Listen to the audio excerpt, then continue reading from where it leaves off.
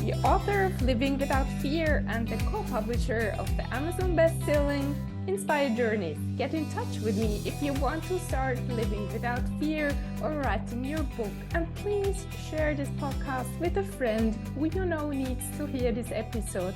And subscribe to my YouTube channel. If you're listening now on a podcast platform, you can do me a great favor by writing a short review or rate it with 5 stars if you enjoyed it. And I cannot believe it. I have already people from 71 countries who have been listening to Living Without Fear. Isn't this amazing?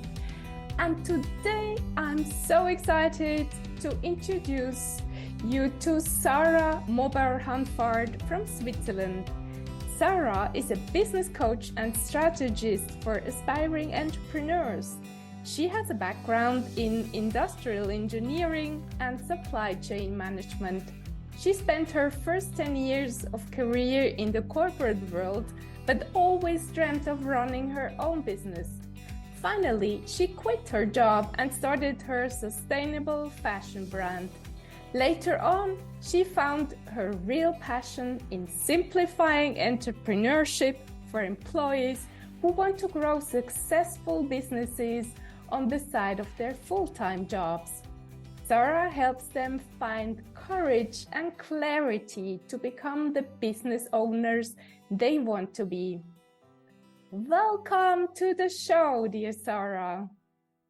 Thank you very much, Esther. It's such an honor to be here because I'm such a fan of your podcast and I've listened to it a lot and it's like so interesting. It's so nice to be on it. So thank you very much. I'm so honored. Also, hello to everybody who's listening to us. I hope you enjoy this conversation.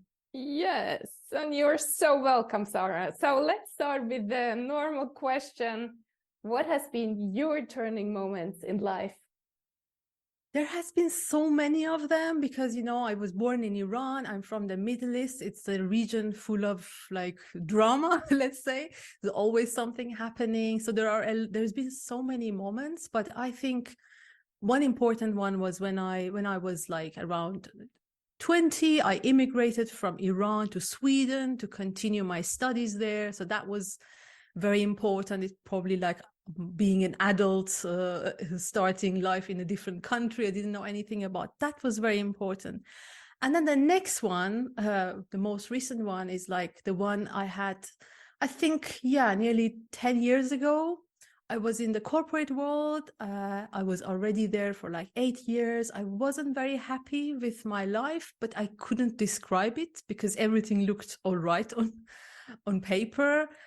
But I faced some health issues and it became so serious. So I was spending so much time on sick leave with doctors and I had more time to myself. So I could reflect on life and that triggered my career change.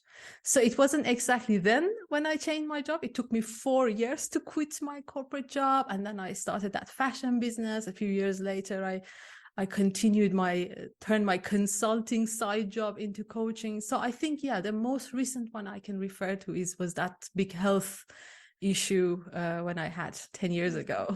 I'm sorry to hear that, but you recover because you are happy now. Yes, sometimes you need a kick, you know. Yeah. When you remember, when you go back that time, what was your inner voice telling you? What was maybe 2 sides of your life? When I look back, I was so disconnected from my inner voice. I was so immersed in like my identity as like an employee, a good employee of that corporation. It was a good working place. I don't want to say like something was wrong with them, but I wasn't really happy there.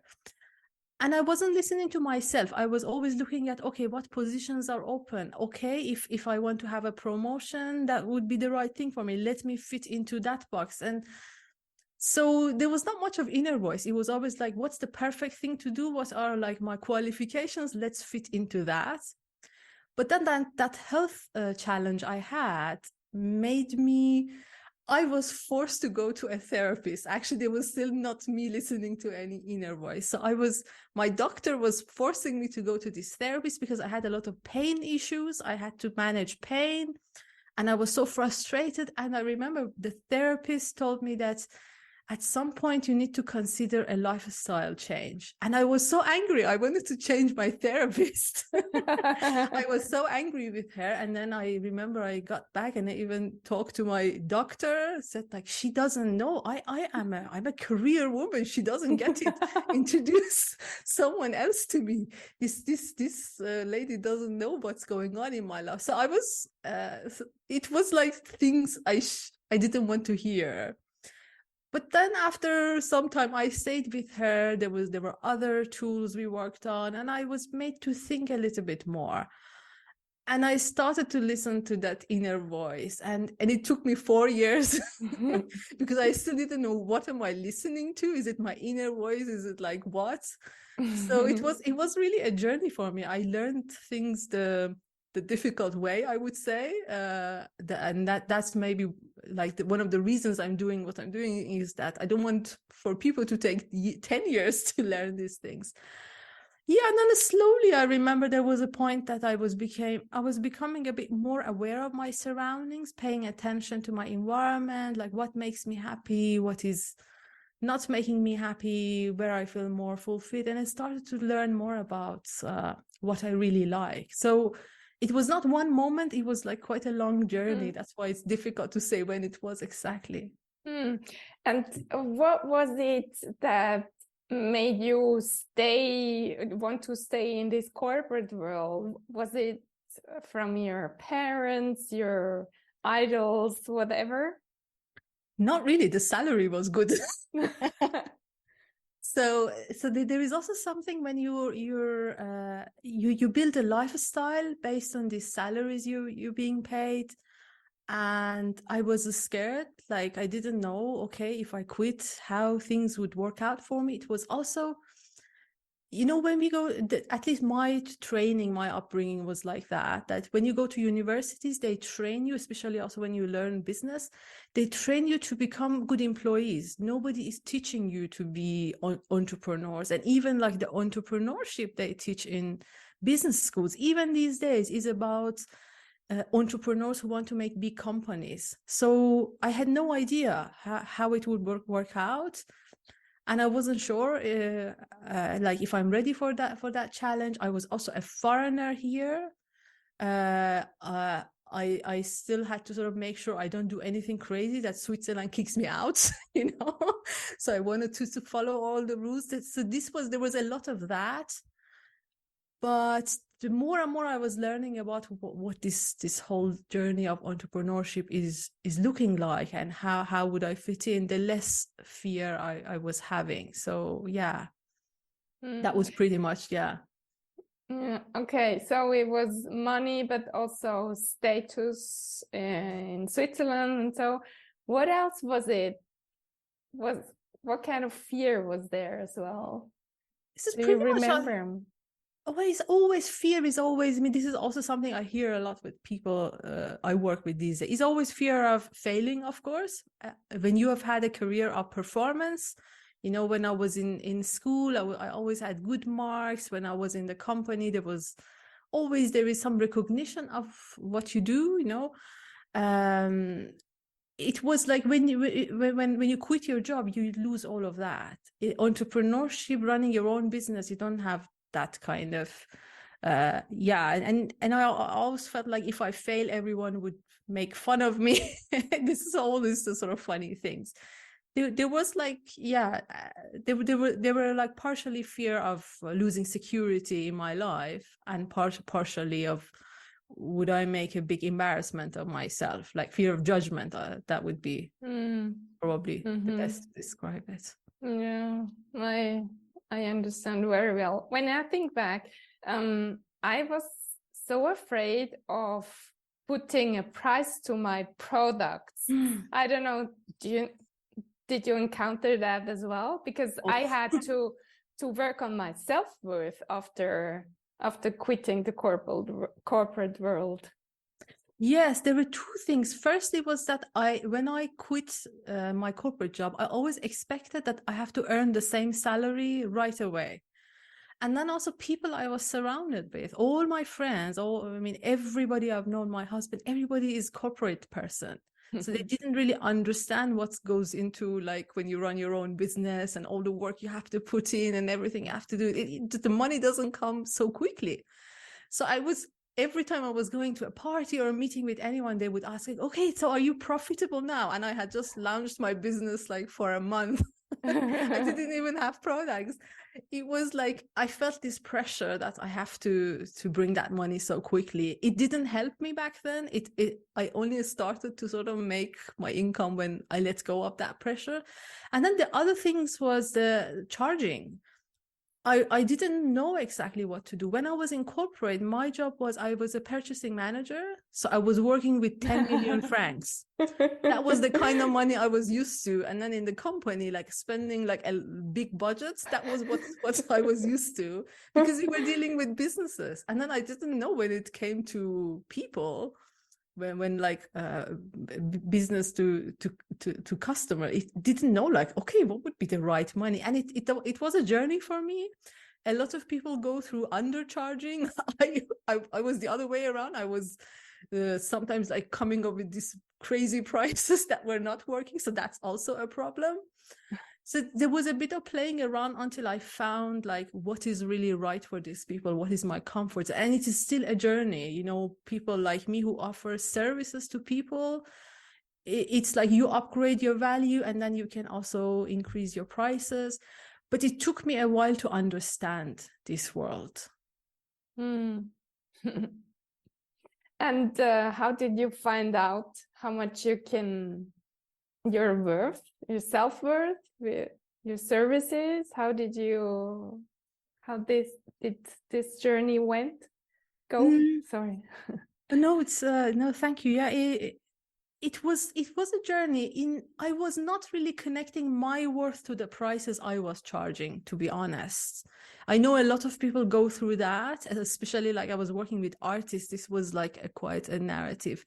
For me, what I charge is based on the value that is created for the person, especially that I did some consulting before coaching. It was always like, okay, looking at how much money that business is earning and how much more they can earn when they work with me, then I calculate the value of my package based on that. So I do not really say this is my worth. I think my worth is not in numbers. We are human beings, you know. I find it difficult to relate to that. The worth of the prices I charge is the value that is created for the person. And it also depends on the person, of course, how they see it. Yeah. And how did you find out what your business will be? It was also a journey, you know. Right now, I've been doing coaching for 2 years, I think. 4 years ago, I didn't even know it was like a proper job. I had worked with coaches and mentors, but they were doing a lot of other things. So I didn't know. I sometimes regret it. I had no idea this is a proper profession and you can leave a full-time job out of it up until some years ago. It was a journey of, I think I worked with some good coaches and mentors. I learned so much from them and my life changed. And then I noticed I really enjoy helping others. Also, when I was in my corporate job, I always enjoyed giving support to others, explaining them problems, training them for something, teaching them how something works. Then when I had my fashion business, most of my time, at least like 2 times a week, I was going on these sort of coffee chats with people who wanted to pick my brain, how to start a business, how to sell jewelry, how to sell fashion. I was enjoying it so much. I was not even thinking that this could be a job for me. And then, so this also happened very organically. It was like very slowly I noticed this is what I enjoy doing. Why don't I make it into my job? Wow. And your fashion brand? The fashion brand, I don't work with it anymore. I still have it. I had to pivot that business because at some point I noticed I'm not really actually enjoying the business, although it was working. and I noticed I'm just an employee of that business, and I'm only doing it for the money, which I didn't want to admit, because a lot of people would come to me and say, oh, you're so passionate about it. I wasn't, and I felt so fake. So at some point I noticed like I have to make a decision, and it was, I think, shortly after COVID that we were at home a lot, and I thought it's a good time to test something else, but still keep this fashion business because this is what I have. So I tested with like teaching a course, see how I can market it, how it works with people. And then people came and I noticed, okay, this is a proper business for me, this coaching and consulting. Then I should look into a transition solution. First, I looked into selling that business. It didn't work for me because of all the mistakes I have made. And now I know better, but but I didn't know, and it wasn't possible to sell profitably. Then I said, okay, I keep the business. I just changed the business model into wholesale, so I'm not involved with it on a daily basis. And I'm still kind of looking into handing it over to somebody. This is something I'm looking into, but I'm not running it the way I used to. And it is running in a way that is not involving me too much. And I'm also hoping that we can separate amicably at some point. It's like a divorce for me. It's taking years, but yeah, I think right now I'm minimally involved with that. If someone is listening and I'm curious, what kind of fashion brand, maybe you should say a few words. Maybe there's some interested person. Yeah, actually, maybe I could just explain about it. It was like I was making silk scarves in Como, north of Italy, and the inspirations were coming from Iran, my heritage, my background. It was a brand that was inspired by travel and culture and Middle East, and the designs were also telling a story. So it had like a very loyal, let's say, customer base. And yeah, so I think I was always looking for something in myself, searching for roots, some deep meaning. In the beginning, when I started that brand, I thought that's it. But then the more I got involved with it and went deeper, I noticed, no, actually, this is something else. This fashion business was just like a bridge to connect me, like to be with me in this transition journey from my corporate job to where I am now. Okay. And now you're coaching. What has been the most challenging thing with your clients? I see sometimes when I'm coaching writing, I see some commonalities. Do you also see some things which have clients in common? For me, because my clients are kind of pretty much like from the same, let's say they share a lot of similarities in terms of the stage of life they're in. So they're employees who want to become entrepreneurs. All of them are scared of doing it. And they've had the idea of their business for 10 years, 5 years. I just sometimes hear things like, I've had this idea for 20 years, but I never felt like it's right for me to do something about it. So this is something that all of them have in common, that fear of what's going to happen to me. And of course, a lot of them, they have these jobs they're very proud of, the impact and income that's coming from that job they don't want to give up. So they think they're the only ones who have those fears, and they think their fears are so unique, or all these things we call imposter syndrome, that you feel like, oh, I'm not good enough. But I hear the same thing from 10 different people, and I see like there is a trend. I think we all have fears. Oh, yes. And that's so beautifully said, this imposter syndrome of not being good enough. I mean, this is based with nearly everybody. Everybody is not feeling good enough. I realized by the time, because me, when I started out, I felt I'm the only one as well to feel not good enough. Yes, and it's for some people it's like not good enough. For some people, like, I'm not as smart as everyone else thinks I am. I felt like that in my corporate job. I remember I had a promotion at some point. It was way before I quit. And I always felt like I'm not as smart as they think. I can't do that job. I hope nobody finds out about it. So that was my version. And for some others, it's also like, I'm not as far as I'm supposed to be. Like my business is not as much making as much income as it should, or I am 40, but I don't have that sort of achievement, or that it manifests in different ways, but everyone has it. I sometimes hear it from people I wouldn't even imagine, because they are so successful and they have achieved so much in their lives. And I'm even like, I feel intimidated to coach them. So I have my own imposters, but everyone has it. Yeah. And the thing is, we are comparing ourselves to others, and there it starts, actually. Yes, to others who are like others in our heads.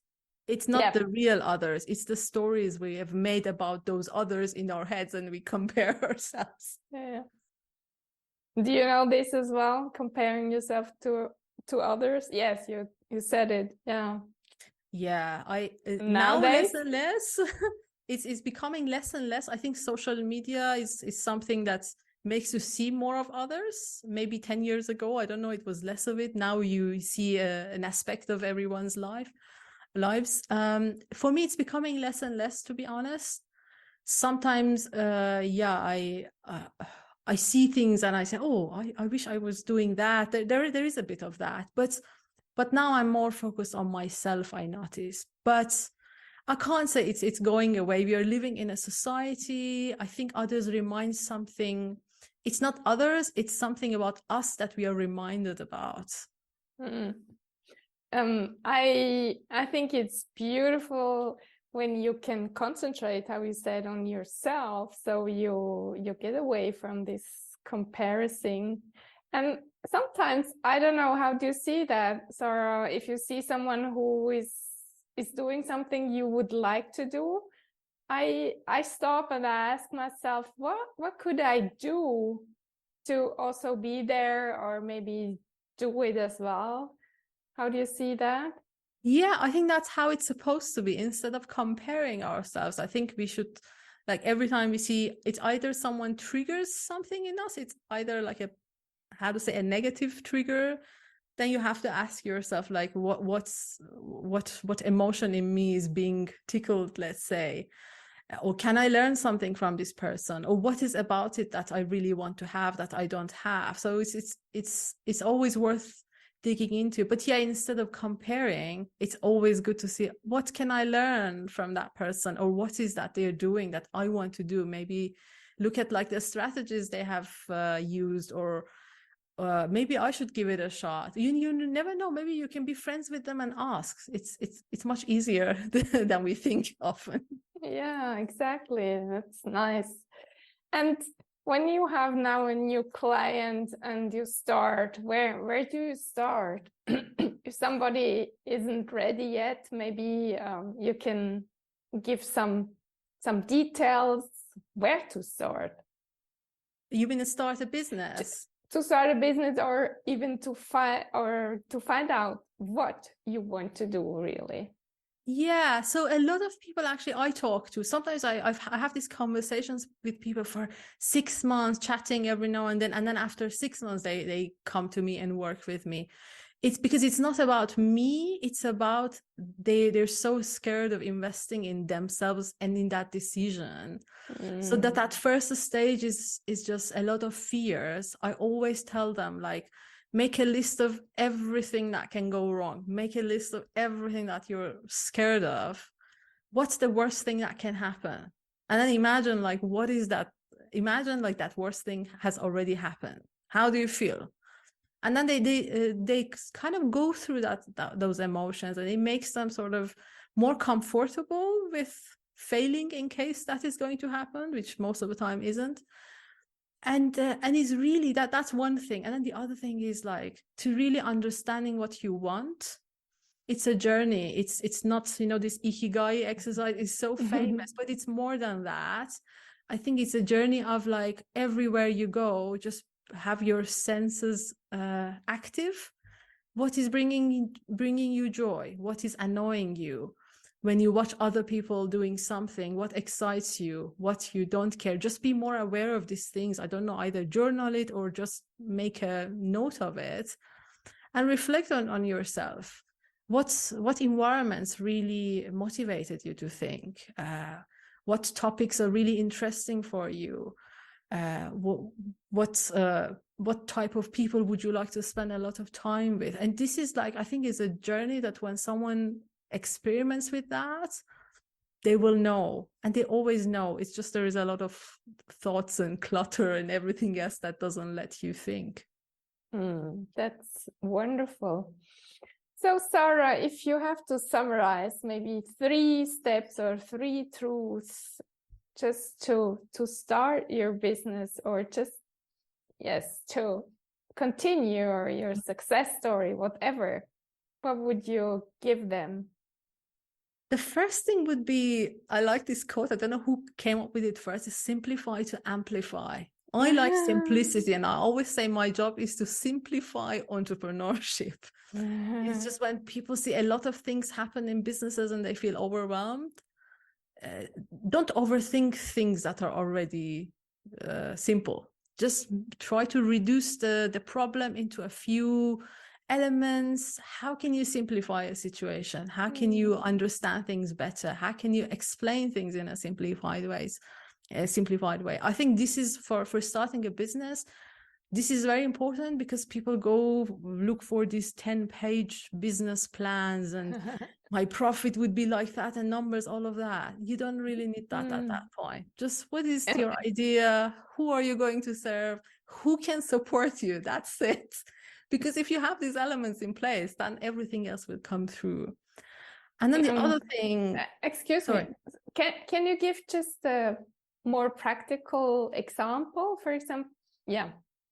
For simplifying. Simplify to amplify, yes. Yes, like for example, if you want to you have this business idea, you have like whatever, some idea, and it's just an idea, but you don't know how it can turn to something that can create money.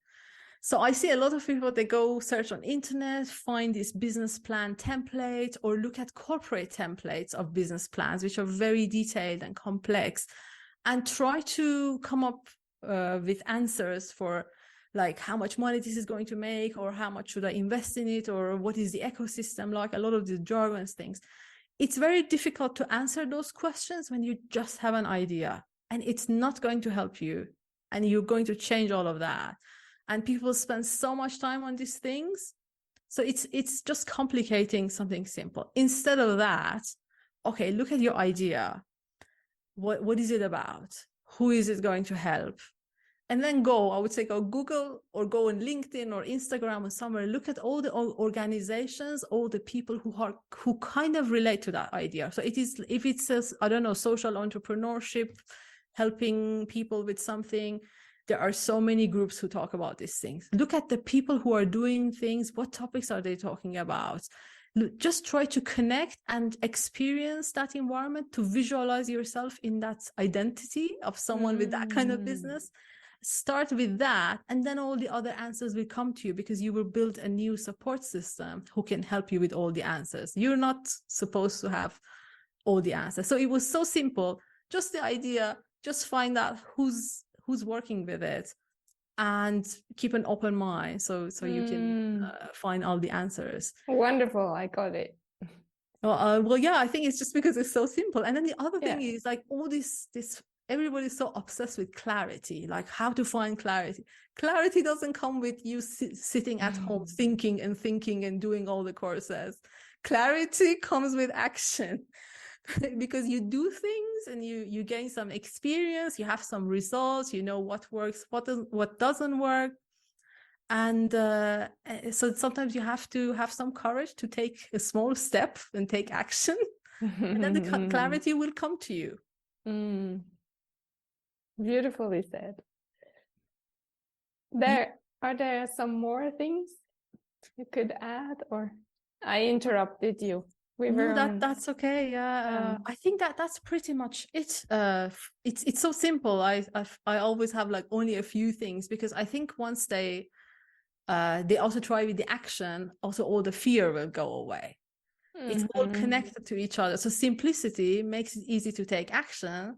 When you take action, you will come over your fears and you will have more clarity. So it's pretty much what I do. And it sounds so simple. And the simple things are pretty much difficult.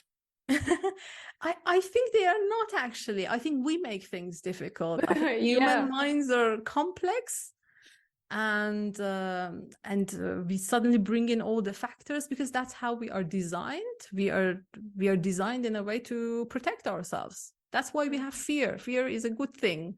It's to keep us safe, but we have to understand how to deal with it. And I also don't think we should fight our fears. I think we should be friends with our fears. So it becomes easier to understand where these fears are coming from. And yeah, well, I think once we accept who we are and where these thoughts are coming from, everything just becomes easier. Life is not as complex as we think. Thank you so much, Sara, for your wisdom. Oh. It has been beautiful to talk to you. Oh, thank you so much. It was an honor to talk to you. And yeah, I learned so much from you. Thank you very much. Thank you. And thank you, dear listener, for spending your time with us and not giving up searching for answers to your question.